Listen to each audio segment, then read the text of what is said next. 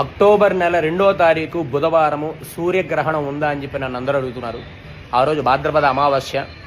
సూర్యగ్రహణం ఉంది, కానీ మన భారతదేశంలో ఎక్కడా కూడా కనిపించదు. అది అంటార్క్టికా, బ్రెజిల్, చిలీ, అర్జెంటీనా ఇట్లాంటి దేశాల్లో మాత్రమే గ్రహణం కనిపిస్తుంది.